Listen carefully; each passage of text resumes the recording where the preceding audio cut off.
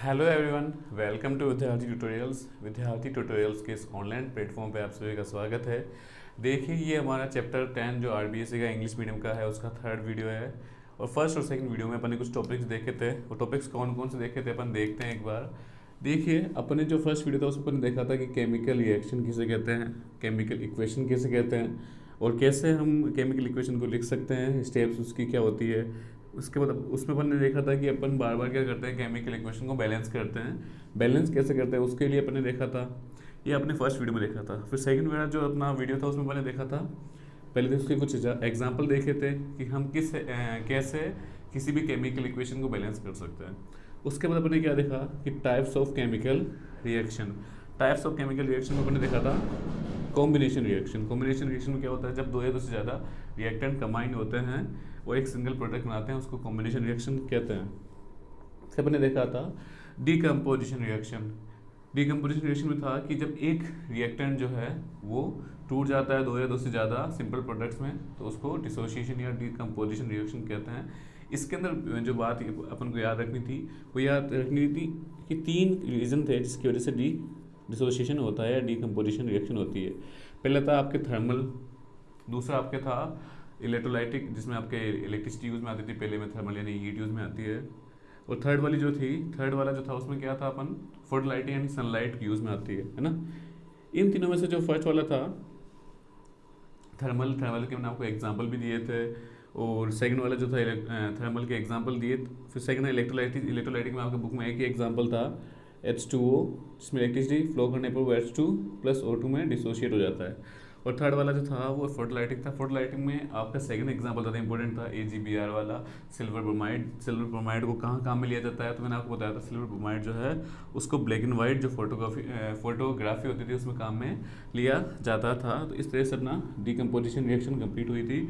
इसके बाद अपन ने देखा था क्या कि डिस्प्लेसमेंट रिएक्शन। क्या कि डिस्प्लेसमेंट रिएक्शन किसे कहते हैं। तो डिस्प्लेसमेंट रिएक्शन में क्या था कि सर जब एक एटम या ग्रुप ऑफ एटम जो है वो किसी अनदर एटम या ग्रुप ऑफ एटम के थ्रू क्या हो जाए, डिस्प्लेस हो जाए, तो उस रिएक्शन को क्या बोलते हैं, डिस्प्लेसमेंट रिएक्शन।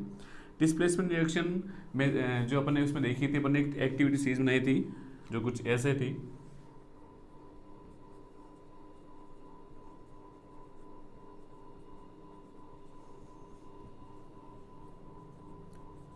कॉपर AU, ठीक है। इसमें अपन ने क्या देखा था, इसमें अपन ने देखा था कि सर इस एक्टिविटी सीरीज में जो ऊपर वाले जो एलिमेंट्स है वो मोर रिएक्टिव है एज कम्पेयर टू नीचे वाले एलिमेंट्स से। जैसे बात करूँ मैं नीचे से, यानी कि AG किससे रिएक्टिव है, तो आप बोलोगे सर AG AU से ज़्यादा रिएक्टिव है। अगर बात करूँ मैं जैसे Fe की, तो Fe इन सभी से नीचे वाले सबसे ज़्यादा क्या है, रिएक्टिव, ज़्यादा स्ट्रॉन्ग है, ज़्यादा पावरफुल है। ये Mg इन सबसे स्ट्रॉन्ग है और सबसे ज़्यादा जो हाईएस्ट रिएक्टिव है वो आपका पोटेशियम है। हाईएस्ट जो आपका जो रिएक्टिव वो आपका क्या है, पोटेशियम है। इसके बेसिस पे हमने बहुत सारे एग्जांपल भी देखे थे कि क्या होगा जब अगर मैं किसी सॉल्यूशन है, जैसे H2SO4 का सॉल्यूशन है, उसके अंदर अगर मैं डाल दूँ एल्यूमिनियम डाल दूँ या जिंक डाल दूँ, Zn डाल दूँ, तो क्या होगा। तो आपको ये देखना है कि बेटा Zn और H2 इस टेबल में देखना है कि Zn और H2 में से जो ऊपर है, आपको बस ये देखना है कि सिंगल जो है ना Zn वो ज़्यादा रिएक्टिव है या नहीं है। तो आप इसमें देखते हैं कि सर Zn तो यहाँ पर है और H यहाँ है, Zn जो है वो ऊपर है यानी कि more reactive. So this reaction is possible. आप इसका आंसर क्या लिखोगे कि हाँ भाई इसका बन किया जाएगा, Zn H2 को रिप्लेस कर देगा, ZnSO4 प्लस H2। एक्सप्लेनेशन क्या हो जाएगा, so here Zn is more reactive than hydrogen, so it replace hydrogen from H2SO4 and form बनाता है ZnSO4। ठीक है, ये हो गया। लेकिन हर बार जरूरी नहीं है कि रिएक्शन कंप्लीट हो ही हो। जैसे मैं अगर एग्जांपल दूं, जैसे मैं दूं ZnSO4 की देता हूँ, ZnSO4 के साथ अगर मैं Fe को डालूं, तो अब आपको देखना है कि क्या Fe मोर रिएक्टिव है। तो आप बोलोगे सर Fe यहाँ पर है, Zn यहाँ पर है, Fe तो नीचे है, Fe नीचे, लेकिन Fe को तो ऊपर होना चाहिए था। क्यों, अगर इसको रिप्लेस करना है तो भाई इसमें ज़्यादा रिएक्टिव होना चाहिए था, लेकिन यहाँ पे अपन देख रहे हैं कि ये रिएक्टिव नहीं है, इसलिए this reaction is not possible because Fe is less reactive than Zn। इसका आंसर ये आएगा। ठीक है, एक तो यहाँ से क्वेश्चन इस तरह से बनता है। इस इससे एक क्वेश्चन अलग तरीके से वो बनता है, उसके लिए आपको क्या पता होना चाहिए, उसके लिए मेजरली आपके अलग अलग हैं, लेकिन बुक के अंदर आपके बुक के हिसाब से अपन 3 सॉल्यूशन की बात करते हैं। 3 सॉल्यूशन कौन कौन से बेटा? एक तो आपके CuSO4, एक है आपके FeSO4 और एक है आपके ZnSO4। अधिकतर ये क्वेश्चन पूछे जाते हैं इन तीनों से रिलेटेड, ठीक है। तो इन तीनों की बात अपन कर लेते हैं। देखो CuSO4 जो है मेजरली ये किस कलर का होता है? तो ये आपके green colour sorry blue colour का होता है। किस कलर का होता है ये आपके? ये ब्लू कलर का होता है। मतलब अगर कोई सॉल्यूशन है वो ब्लू कलर का है, याद रखना इसका जो सॉल्यूशन होता है किस कलर का होता है? ब्लू कलर का है, ठीक है। अगर बात करें FeSO4 की तो ये होता है आपके ग्रीन कलर का। अब ग्रीन कलर था नहीं, ये आपके किस कलर का है? ये आपके ग्रीन कलर का है, ठीक है। और जो ZnSO4 होता है बेसिकली ये कलरलेस होता है। ये या इसके वाइट क्रिस्टल्स बोल सकते हो आप, कि इसके क्रिस्टल्स जो होते हैं बेसिकली क्या होते हैं? वाइट होते हैं। अब एक ऐसा क्वेश्चन आता है कि एक ब्लू कलर का सॉल्यूशन है, इसमें जब अगर आप आयरन की नेल डालते हो, जैसे कि ये ब्लू कलर का सॉल्यूशन है, इसके अंदर जब आप आयरन नेल डालते हो तो इसका जो कलर है वो क्या हो जाता है? इसका कलर हो जाता है बेटा ग्रीन। तो GRWN ग्रीन हो जाता है। तो वाई क्वेश्चन ऐसे आता है। या फिर ऐसा आ सकता है कि कॉपर सल्फेट के सॉल्यूशन के अंदर, ये क्वेश्चन अगर अलग तरीके से बोलेगा तो ऐसे बोलेगा कि अगर कॉपर सल्फेट के सॉल्यूशन के अंदर आयरन की नेल डाली जाए तो क्या होगा? सेम क्वेश्चन है। क्यों? क्योंकि कॉपर सल्फेट का सॉल्यूशन कैसा होता है बेटा? कॉपर सल्फेट का सॉल्यूशन जो होता है ब्लू होता है। मैंने यहाँ पे भी क्या बोला कि जो सॉल्यूशन ब्लू कलर का है, इस ब्लू कलर के सॉल्यूशन में जब मैं आयरन नेल डालता हूँ तो इसका सॉल्यूशन का कलर क्या हो जाता है? ग्रीन हो जाता है। अब इसका रीज़न सुनो। अब ब्लू कलर का सॉल्यूशन है तो इस सॉल्यूशन किसका है? CuSO4 का। इसमें जब अब मैं क्या डाल रहा हूँ? आयरन नेल यानी कि Fe। तो Fe डाल रहा हूँ तो आप देखो Fe मोर रिएक्टिव है या नहीं है Cu से। तो अब अगर अपन टेबल में देखें तो टेबल में आपको साफ साफ दिख रहा है कि सर Fe तो यहाँ पर है और Cu यहाँ पर है। तो Fe is more reactive than Cu, that's why this reaction is possible. और Fe कैन रिप्लेस Cu, है ना, रिप्लेस कर सकता है Cu को। और क्या बनाएगा? FeSO4 plus Cu। अब बना क्या बेटा? FeSO4। मेरी बात सुनना, CuSO4 का कलर क्या था? CuSO4 का जो कलर था वो क्या था? आपके ब्लू। और FeSO4 का कलर क्या होता है? आपका ग्रीन, ठीक है। उसके अलावा जो आयरन की जो नेल थी, इसका कलर जो भी था, अब वो आयरन की नेल किस में चेंज हो गई? आपके Cu में। तो इसका कलर भी चेंज हो जाएगा। कॉपर इसकी वजह से जो कील है, कील का कलर तो क्या हो जाएगा? आपके ब्राउन कलर की हो जाएगी कील। और आपका जो सॉल्यूशन है वो किस कलर का हो जाएगा? ग्रीन। सेम क्वेश्चन दे सकता है वो। सेम क्वेश्चन कैसे देगा वो? चाहे तो कॉपर सल्फेट के लिए दे सकता है या फिर जिंक सल्फेट के लिए। वो ऐसा बोलेगा, क्या बोलेगा कि एक सॉल्यूशन है ब्लू कलर का जिसमें जब जिंक की गोलियां डाली जाती है, जिंक के पीसेस डाले जाते हैं, तो उसका जो कलर है वो गायब हो जाता है। क्या हो जाता है? गायब हो जाता है, कलरलेस हो जाता है। तो एक्सप्लेन कीजिए, ठीक है। तो या ये सेम क्वेश्चन आपके आ सकता है कि अगर आपके जैसे ब्लू कलर का सॉल्यूशन है यानी कि CuSO4 के साथ अगर मैं क्या डालूं? जिंक की पीसेस डालूंगा तो उसका कलर क्या हो जाता है? तो क्या होगा? तो देखते हैं। देखो CuSO4 प्लस Zn, ये रिएक्शन यहाँ पे होनी है, ये रिएक्शन यहाँ पे होनी है। तो Zn के साथ CuSO4, तो अपन को देखना पड़ेगा कि Zn जो है वो मोर रिएक्टिव है या नहीं है। तो यहाँ अपन देखते हैं कि सर Zn जो है वो तो ऊपर है और जो Cu है, Cu कहाँ है? Cu बेटा यहाँ पर है कि काका ने कार मांगी अल्टो, जैन ऊपर है, फरारी पापा बोले है कुत्ते नीचे है। तो that's why Zn is more reactive than Cu, so it replace Cu from CuSO4। क्या करेगा? CuSO4 में से Cu को रिप्लेस कर देगा और क्या बनाएगा? ZnSO4 plus Cu। तो मेरे पास यहाँ पे ध्यान से सुनना बेटा, इसका कलर क्या था? CuSO4 का कलर क्या था? ब्लू। लेकिन एंड में आपके एज ए प्रोडक्ट जब डिस्प्लेसमेंट होने के बाद जो प्रोडक्ट बना, प्रोडक्ट में तो CuSO4 है ही नहीं, वहाँ पे क्या है? ZnSO4 का कलर क्या होता है? कलरलेस या वाइट कलर इसके क्रिस्टल्स का कलर है। अगर इसके सॉल्यूशन की बात करेंगे तो सॉल्यूशन इसका क्या हो जाएगा? आपके कलरलेस, ठीक है। तो ये रीज़न था इसका, ठीक है। अगर ये चीज़ अगर FeSO4 के साथ होती कि यहाँ पे Fe आ जाता, तो FeSO4 के साथ हो जाता तो इसका कलर क्या हो जाता? FeSO4 की वजह से इसका कलर होता बेटा ग्रीन।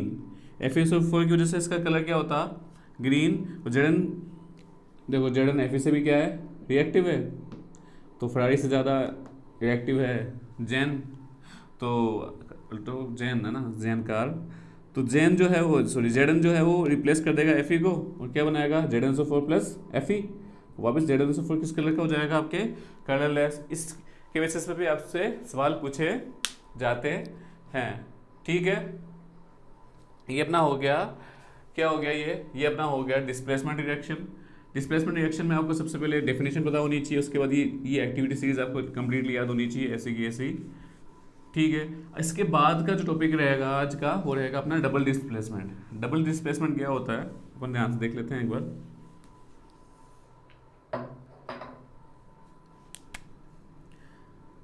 देखो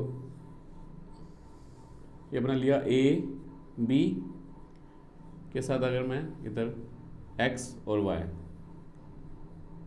इनके बीच में अगर रिएक्शन कराऊंगा तो बेसिकली क्या होगा, दोनों, एक नहीं दोनों, A चला जाएगा इसकी जगह और X चला जाएगा A की जगह। ठीक है, इसका मतलब बना क्या सर, B के साथ A था लेकिन अब क्या आ जाएगा X आ जाएगा, X और B प्लस Y के साथ कौन आ जाएगा A। This is called double displacement. The reaction in which atom or a group of atom of both reactants are displaced by each other, this reaction is known as double displacement। इसमें क्या होता है, एक atom या फिर एक group of atom जो है वो दोनों रिएक्टेंट्स का आपस में क्या हो जाता है डिस्प्लेस हो जाता है, तो इस रिएक्शन को क्या बोलते हैं डबल डिस्प्लेसमेंट रिएक्शन। इसका सबसे अच्छा एग्जाम्पल अगर मैं बताना चाहूँ तो इसका सबसे अच्छा एग्जाम्पल हो जाएगा आपके न्यूट्रलाइजेशन रिएक्शन। न्यूट्रलाइजेशन रिएक्शन जो होती है वो बचपन से आप पढ़ के आए हो कि जब एसिड जो है वो बेस के साथ रिएक्ट करता है तो क्या बनाता है सॉल्ट एंड वाटर। तो उसका अपन एग्जाम्पल देखते हैं NaOH, इसके साथ अगर मैं HCl ले लूँ तो देखो क्या होगा। तो यहाँ पे देखो आपको दिख रहा है ये Na सोडियम, सोडियम किसकी जगह ले लेगा H की, तो क्या बन जाएगा NaCl। इसको हटा दिया, बोले तू निकल मैं आऊँगा इसकी जगह, आ गया ये। अब यहाँ से बचा गया, यहाँ से बचा बेटा, यहाँ से तो बचा ओनली OH और यहाँ से क्या बचा H और OH, ये मिलके क्या बनाएंगे बेटा H2O। तो ये बन गया आपके प्लस H2O। तो this is called your double displacement reaction, जहाँ पर दोनों रिएक्टेंट्स आपस में क्या करते हैं एक दूसरे से डिस्प्लेस हो जाते हैं। This reaction is known as double displacement reaction. सबसे अच्छा एग्जाम्पल मैंने आपको बता दिया इसके लिए समझने के लिए, उम्मीद है समझ में आ गया होगा। इसमें क्या दोनों जो रिएक्टेंट्स है दोनों ने आपस में एक दूसरे से जो है एटम्स को या ग्रुप ऑफ एटम्स को डिस्प्लेस कर दिया। ठीक है, ये अपना हो गया। इसके बाद में दो और डेफिनेशंस आती है जो बुक में आपके डायरेक्टली नहीं है, लेकिन अगर आप बुक में देखोगे तो बुक में आपको वो कॉम्बिनेशन रिएक्शन टॉपिक के अंदर हल्की सी दिखती है। वो कौन सी है आपके, वो है आपके एक्सोथर्मिक एंड इंडोथर्मिक। इंडो है ना आपके, एक तो है एक्सो आपके, एक तो है एक्सोथर्मिक और दूसरी है endothermic reactions. Exothermic and endothermic reactions. आप सबसे पहले अगर देखा जाए एक्सोथर्मिक और इंडोथर्मिक रिएक्शंस होती क्या है, तो इसको आप ढंग से आप 8वीं क्लास में पढ़ के आए हो, लेकिन फिर भी अधिकतर बच्चों को इसमें क्या रहती है कन्फ्यूजन रहती है। बहुत बार वो क्या इनके नाम में कन्फ्यूज हो जाते हैं या डेफिनेशन आगे पीछे कर देते हैं, एक्सोथर्मिक की जगह इंडोथर्मिक की, इंडोथर्मिक की जगह एक्सोथर्मिक की।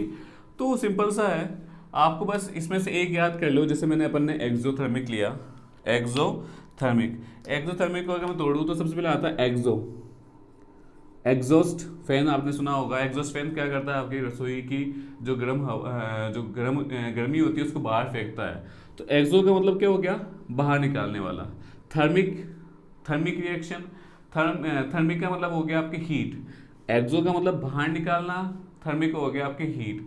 तो एक्सोथर्मिक रिएक्शन क्या हो गई, वो रिएक्शन जिसमें जो हीट है वो बाहर की साइड निकलती है, यानी कि आपके रिलीज होती है। उन रिएक्शन को क्या बोलते हैं exothermic reaction. The reaction in which heat and energy is released is called exothermic reaction. ठीक है, बस आपने ये याद कर लिया। इसके जस्ट उल्टा यहाँ पर है इंडो। इंडो की बात करूँ मैं आपके, तो इंडो में क्या होगा फिर, इंडो में क्या होगा, इंडो थर्मिक। थर्मिक मतलब हीट, इंडो मतलब एक्सो का उल्टा, एक्सो बाहर निकालता है तो इंडो क्या करेगा, आपके अंदर लेगा, अंदर लेने का मतलब है एब्जॉर्व करना। तो इंडोथर्मिक रिएक्शन किसको बोलेंगे सर, एक ऐसी रिएक्शन जिसमें आपके कोई इसमें जो रिएक्टेंट्स होते हैं या केमिकल रिएक्शन ऐसी होती है जिसमें आपकी हीट एनर्जी एब्जॉर्व होती है, उसको क्या बोलेंगे अपन, इंडोथर्मिक रिएक्शन।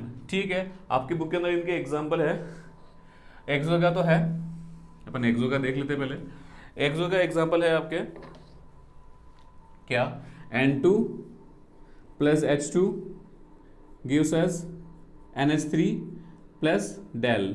इस डेल का मतलब क्या होता है बेटा, इस डेल का मतलब होता है हीट, चाहे आप हीट लिखो चाहे डेल, ये ट्रायंगल बना दो जिसका मतलब डेल है, ठीक है, मतलब हीट है। ये आपके हो गया, ये तो हो गया ये आपके किसकी, एक्सोथर्मिक की, क्योंकि इसमें प्लस करके हीट निकल रही है। अगर मैं बात करूँ बेटा इंडो की, तो इंडो के अच्छे अच्छे एग्जाम्पल है, जैसे आइस का मेल्ट होना, लेकिन अगर बुक में से आपके देखो तो बुक में नहीं है इसका एग्जाम्पल। फिर भी एक एग्जाम्पल अगर मैं लिखाऊँ तो आपके तो क्या आ जाएगा कि सर NH4Cl, NH4Cl जब डिसोशिएट होता है किसके साथ, रिएक्शन करता है H2O के साथ। NH4Cl की रिएक्शन किसके साथ होती है, NH4H2O के साथ। तो NH4Cl, ये गलत लिखे मैंने कोई चीज़ यहाँ पर, इसको नहीं लिखेंगे अपन, इसका एग्जाम्पल मैं अलग से लिखा दूंगा, डोंट वरी, ठीक है। इसका एग्जाम्पल अपन अलग से लिख लेंगे। इसके अलावा इसके अगर एग्जाम्पल की बात करो तो आप इंडो की बात करो तो इंडो में आप क्या कर सकते हो कि जब आप शुगर को ऐड करते हो आप पानी के अंदर, तो पानी की क्लास हल्की सी क्या हो जाती है, ठंडी। ठंडी होने के मतलब है उसने क्या कर दी, एनर्जी को कर दिया, गेन कर दिया। तो ये इसके एग्जाम्पल है। फिर भी इसका एग्जाम्पल मैं बाद में आपको एक बार वापस से लिखा दूंगा, ठीक है। तो अपन ने एक्सोथर्मिक इंडोथर्मिक की डेफिनेशन देख ली। एक्सोथर्मिक की डेफिनेशन क्या थी सर, एक वो रिएक्शन जिसके अंदर एक्सो यानी कि रिलीज हो हीट एनर्जी, इंडो जिसमें एब्जॉर्व हो आपके हीट एनर्जी, ठीक है। इसके बाद लगभग लगभग अपना जो चैप्टर है वो खत्म होने के कगार पर है। आपके जो नेक्स्ट जो है टॉपिक वो है आपके ऑक्सीडेशन। क्या है आपके, oxidation and reduction. Oxidation and reduction, अगर मैं ऑक्सीडेशन की बात करूँ तो बेटा ऑक्सीडेशन का बेसिक मीन्स आपको बस इन दोनों में भी एक डेफिनेशन याद कर लो कि सर ऑक्सीजन का ऐड होना और या फिर हाइड्रोजन का O2H2 रिमूव होना। The reaction in which oxygen is added और हाइड्रोजन इज रिमूव्ड, एक ऐसी रिएक्शन जिसके अंदर ऑक्सीजन ऐड हो या फिर हाइड्रोजन क्या हो, रिमूव हो जाए, उन रिएक्शन को क्या बोला जाता है, ऑक्सीडेशन रिएक्शन। सर ऐसी रिएक्शन जिसके अंदर ऑक्सीजन ऐड हो या फिर हाइड्रोजन रिमूव हो, उस रिएक्शन को क्या बोला जाता है, ऑक्सीडेशन रिएक्शन। समझ में आ गया आपको बेटा। अगर मैं रिडक्शन की बात करूँ, अगर रिडक्शन की बात करूँ तो रिडक्शन जस्ट इसका उल्टा है, आपको ओनली ये याद करनी है, इसका जस्ट उल्टा यहाँ पे याद करोगे। यहाँ ऑक्सीजन की जगह क्या लिख दोगे आप, हाइड्रोजन इज एडेड और oxygen is removed. The reaction in which hydrogen is added और oxygen is removed, such reaction is called reduction reaction. मतलब एक ऐसी रिएक्शन जिसके अंदर जो हाइड्रोजन है वो ऐड होती है और जो ऑक्सीजन है वो रिमूव होती है, उस रिएक्शन को क्या बोला जाता है, रिडक्शन रिएक्शन, ठीक है। इसके बाद ही तो आपने क्लास 8 में पढ़ लिया था। इसके बाद की जो आपकी डेफिनेशन है वो आपके रेडॉक्स, रेडॉक्स। तो रेडॉक्स जो रिएक्शंस होती है उसमें जो रेडॉक्स वर्ड है वो इटसेल्फ अपने आप में ही आपको डेफिनेशन बताता है। क्या, रेडॉक्स में जो रेड है वो आपको रिडक्शन का रेड है और जो ऑक्स है वो किसका ऑक्स होगा बेटा, वो आपके ऑक्सीडेशन का ऑक्स है। मतलब सर ये तो रेडॉक्स जो है वो तो रिडक्शन और ऑक्सीडेशन से मिलकर बनी हुई है, एग्जैक्टली तो इसमें इसकी डेफिनेशन भी यही है कि सर एक ऐसी रिएक्शन जिसमें ऑक्सीडेशन और रिडक्शन बोथ यानी दोनों के दोनों एक साथ हो, एक ऐसी रिएक्शन जिसमें रिडक्शन और ऑक्सीडेशन दोनों रिएक्शन एक साथ टेक प्लेस करे, उन रिएक्शन को बोला जाता है रेडॉक्स रिएक्शन। इसका एग्जांपल देखते हैं अपन। इसका एग्जांपल बेटा ये रहा CuO plus H2, CuO plus H2 heat, इसमें क्या हो रहा है Cu plus H2O, Cu plus H2 2O। ठीक है, इसमें देखो क्या हुआ, इसमें अगर मैं CuO को देखूँ तो बेटा यहाँ पर CuO है से Cu, तो देखो O गायब हो गया, इधर O गायब हो गया, तो O गायब हो गया यानी ऑक्सीजन क्या हो गई, रिमूव, मतलब इसका क्या हो गया यहाँ पर, इसमें इसका क्या हो गया, रिडक्शन। अगर मैं हाइड्रोजन की बात करूँ, हाइड्रोजन का यहाँ पर हाइड्रोजन है, यहाँ पर भी हाइड्रोजन है, H यहाँ पर भी है, H यहाँ पर भी है, एक एडिशनल में क्या आ गया इसके, ऑक्सीजन, मतलब यहाँ पे ऑक्सीजन क्या हो गई, ऐड हो गई, तो इसको क्या बोलेंगे अपन, ऑक्सीडेशन। ठीक है, मतलब ये एक ऐसी एग्जाम्पल है जहाँ पे ऑक्सीडेशन भी हो रहा है और रिडक्शन भी हो रहा है। तो इनको इस रिएक्शन को क्या बोलेंगे अपन, रेडॉक्स रिएक्शन। क्या बोलेंगे इसको, रेडॉक्स रिएक्शन। ठीक है, तो अपन ने आज क्या क्या देखा, देखो अपन ने स्टार्टिंग से अगर बात करूँ मैं चैप्टर के शुरुआत से लेकर एंड तक मैं डिटेल्स में नहीं बताऊंगा, अपन ब्रीफ में देख लेते हैं। अपन ने देखा केमिकल रिएक्शन क्या होती है, केमिकल इक्वेशन क्या होती है, केमिकल इक्वेशन रिएक्शन को लिखते कैसे हैं, बैलेंस इक्वेशन क्या होती है, कितने टाइप की केमिकल इक्वेशंस होती है, कॉम्बिनेशन रिएक्शन क्या होती है, और डिकम्पोजिशन रिएक्शन क्या होती है, उसके तीनों पार्ट्स अपन ने देखे, चाहे वो आपके थर्मल हो, चाहे वो इलेक्ट्रोलाइटिक हो, चाहे वो फोटोलाइटिक हो। फिर अपन ने डिस्प्लेसमेंट रिएक्शन देखा, फिर अपन ने स्पेशली देखा Cu, Fe और Zn के बारे में। फिर अपन ने देखा double displacement reaction, double displacement reaction का अपन ने एग्जाम्पल देखा। इसके बाद अगर बात करें अपन नेक्स्ट, इसके बाद अपन ने देखा एक्सोथर्मिक और एंडोथर्मिक के बारे में देखा। इसके बाद अपन ने देखा क्या, इसके बाद हमने देखा ऑक्सीडेशन, रिडक्शन और रेडॉक्स। इसके बाद आपके दो टॉपिक बचते हैं, पहला है आपके कोरोजन और दूसरा है आपके रेंसिडिटी। कोरोजन के अंदर मैंने स्टार्टिंग में एक टॉपिक छोड़ा था कि अपन मैग्नीशियम रिबन को जलाने से पहले उसको साफ करते हैं, तो उसको मैं कोरोजन के साथ पढ़ाऊंगा। और जो आपके जो रेंसिडिटी है उसके बाद का टॉपिक है, उसके साथ ही आपके चैप्टर खत्म हो जाएगा ये पूरा का पूरा। इसके बाद अपन देखेंगे आगे का। तो अगर आपको इस वीडियो समझ में आ रहा हो तो वीडियो को लाइक करें, कमेंट करके बताएं कि कौन सा टॉपिक आपको समझ में नहीं आया और कहाँ डाउट्स रहे हैं। और जैसे ये सब चीज़ें होती है मैं आपको नोट्स के लिए भी कोशिश करूँगा कि आपको नोट्स भी इसके मिल जाए। ठीक है, तो धन्यवाद दोस्तों। अगर आपको वीडियो अच्छा लगा तो वीडियो को लाइक करें, शेयर करें, सब्सक्राइब करें। ओके।